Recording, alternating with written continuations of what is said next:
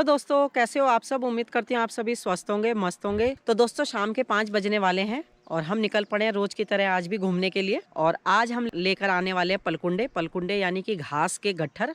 और मेरे इस साइड भी ये घास के पलकुंडे हैं, ये आपको दिख रहे होंगे। तो चलिए लेने चलते हैं घास के पलकुंडे। दोस्तों आप देख सकते हो हमारे यहाँ के रास्ते कुछ इस तरह के होते हैं, पतले पतले से रास्ते हैं।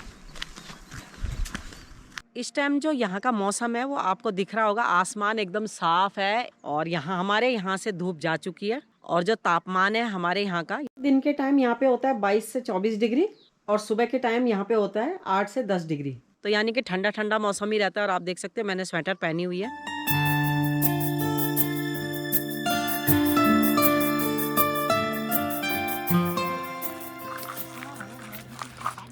तो दोस्तों कितना खूबसूरत है, देखो बहुत ही प्यारा। देखो ये उड़ गए। तो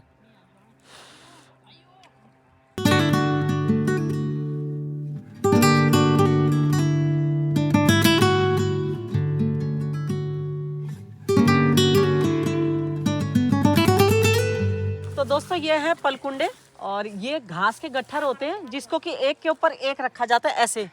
और इस तरह से इसको एक लकड़ के ऊपर बांध देते हैं ताकि ये सूख जाए। इसको इसलिए अब वापस ले जा रहे हैं छन्नी में रखने के लिए, क्योंकि क्या है कि अब मौसम धीरे धीरे गर्म हो रहा है। और यहाँ पे आपको दिख रहा होगा हमारे जो जंगल है या खेत है, यहाँ की घास जो है सूख गई है। ये तो इसमें आग लगने का खतरा रहता है, इसलिए घास को पहले ही ले जाते हैं, छन्नी में रख देते हैं इनको ले जाके।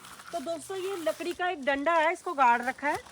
और ये देखो है क्या घास भैया।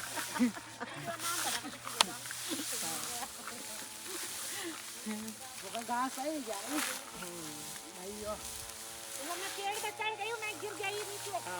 तो आज अंकित गिर गया 2 बारी, पता नहीं क्या हुआ।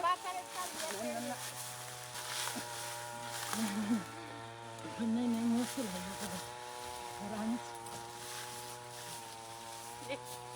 तो इस तरह से ये देखो, अब ये जो सबसे ऊपर वाला है सबसे पहले ऊपर वाले को निकालेंगे। ये देखिए निकाल दिया।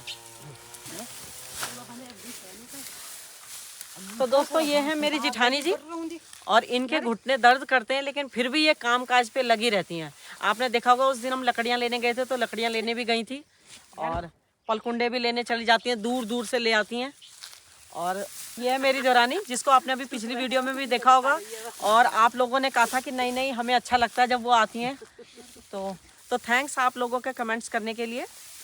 और वो है मेरी दूसरी देवरानी और ये है हमारा भतीजा अंकित जो अभी पलकुंडे लेने के लिए चढ़ा था। तो अब हम सब मिलके लेके जा रहे हैं ये घास।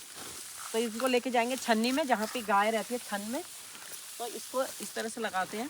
गाय तो नहीं है पर घास जमा कर रहे हैं। तो इसको ऐसे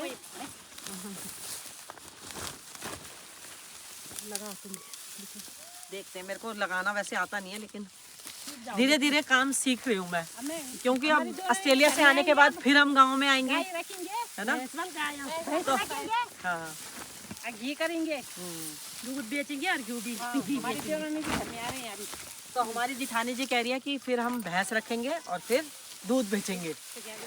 तो ये देखो एक को इस तरफ से, एक को इस तरफ से, फिर इसको इधर रखा है तो दूसरे वाला इधर को रखना है।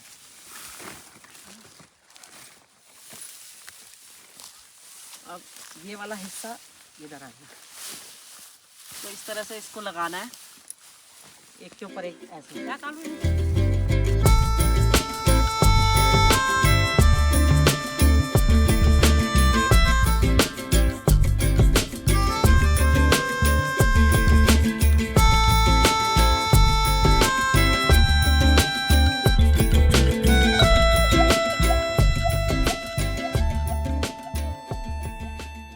अभी हमारी जो जिठानी है, गायक कलाकार जो जिठानी है, वो नहीं है अभी हमारे साथ, क्योंकि वो अभी अपने वहाँ कुछ कामकाज कर रही होंगी तो वो नहीं आई है।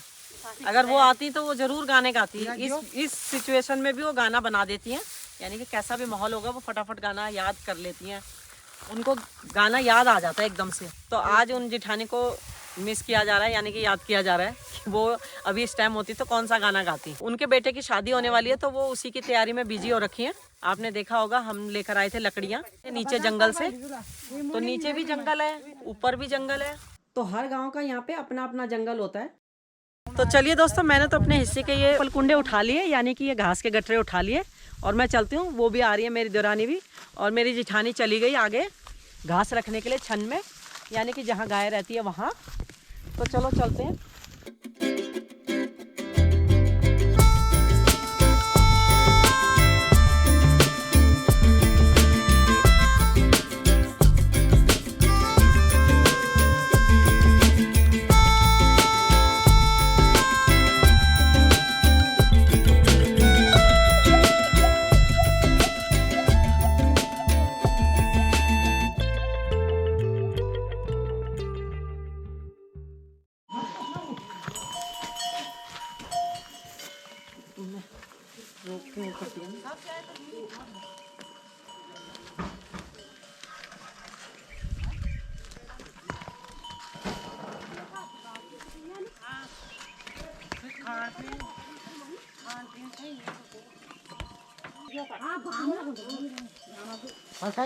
टाइम पास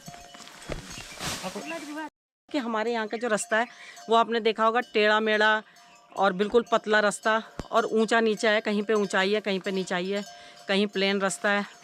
तो रास्ता थोड़ा ऐसे ऊंचा नीचा है, तो इसलिए थोड़ा दिक्कत आती है। तो दोस्तों यहाँ की लाइफ जो है वो थोड़ी मेहनती भी है। अगर आप अच्छा खाना चाहते हो, यानी कि गाय भैंस अगर पाल रखी है, उनको हरी हरी घास दो तो वो दूध अच्छा देती हैं, और दूध अच्छा पीना है तो मेहनत करनी पड़ेगी। तो गांव का मतलब घर का दूध, घर का घी, ये खाने पीने के लिए ये मेहनत भी करनी पड़ती है। तो दोस्तों आपको खच्चर दिखाई दे रहे होंगे। तो अभी हमारे जो मकान बन रहा है उसके लिए ईंटें आई हैं, क्योंकि ईंटें ख़त्म हो गई थी। तो भाई लोग हैं जो ईंटें लेकर आ रहे हैं।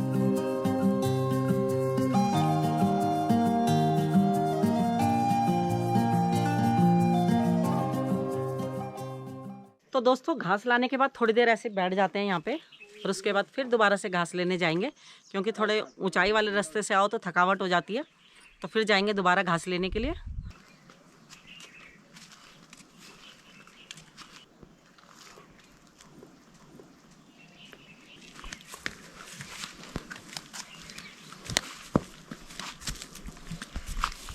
तो दोस्तों ये है छन। छन मतलब गौशाला, जहाँ गाय और भैंस रहती है। जैसे ये है हमारी जिठानी जी की, वही वाली जिठानी जी जिनके घुटने दर्द करते हैं, अभी मैंने आपको दिखाया। उन्हीं जिठानी की भैंस के लिए ये छन बनाई हुई है। और ये देखो यहाँ पे ये गोबर रखा हुआ है। गोबर में जो घास थोड़ी ख़राब हो जाती है उसको ऐसे करके जला देते हैं, और बाद में ये खाद बन जाती है, तो इसको फिर खेतों में डाला जाता है। और दूसरा इसको इसलिए भी जलाया जाता है कि भैंस के नज़दीक कीड़े मकोड़े और मक्खियाँ ना आए भैंस के नज़दीक, इसलिए इसको जलाते हैं। तो दोस्तों इस भैंस का नाम है भूरा। तो जब हम पहली बार आए थे गांव में, तो ये ज़ोर ज़ोर से भैं भैं करके आवाज़ें लगा रही थी कि भाई कोई अजनबी आया है, क्योंकि इसको लगा भाई पता नहीं कौन आ गया है। तो अब नहीं करती, क्योंकि अब उसको पता है कि ये यहीं रहते हैं। अब ये पहचान गई है हमको। हाँ, और हमारी जिठानी जी भी आ गई घास लेके, घास लेकर आ गई। तो इन्हीं की है। हाँ, गुन्ना भी ठीक नहीं चाहिए, पता है भी भाई इधर ही। हाँ, घी दूध रखनी क्या कारण कोई लिहाल तो बता दिया। तो दोस्तों इनके बच्चे दिल्ली में रहते हैं, तो जो भैंस है इसके दूध से घी बनता है, और उनके लिए भी घी ले जाते हैं। तो हमारी जिठानी जी कह रही है मगर ये दिक्कत हो जाती है कि जब इनका मन कर रहा है बच्चों के पास जाने का, तो फिर भैंस को कौन देखेगा, या इनके घुटने दर्द होते हैं तो इलाज कराने के लिए डॉक्टर के पास जाना, तो फिर भैंस को कौन देखेगा, ये दिक्कत हो जाती है। तो इसलिए जिठानी जी कह रही है कि अगर कोई भैंस खरीद रहा है तो भैंस खरीदने आ जाओ। तो भैंस के गोबर से यहाँ पे उपले भी बना रखे हैं, देखो। तो दोस्तों ये आ जाते हैं आग सेकने के लिए काम, यानी कि जब ठंड लग रही हो तो उपले डाल दो और आग जलाओ, आराम से आग सेको। तो दोस्तों ये थी मेरी एक छोटी सी वीडियो। अगर पसंद आई हो तो प्लीज़ लाइक कर देना, शेयर कर देना, कमेंट्स करके बताना कैसी लगी। तो फिर मिलेंगे आपसे अपनी अगली वीडियो में, तब तक के लिए धन्यवाद।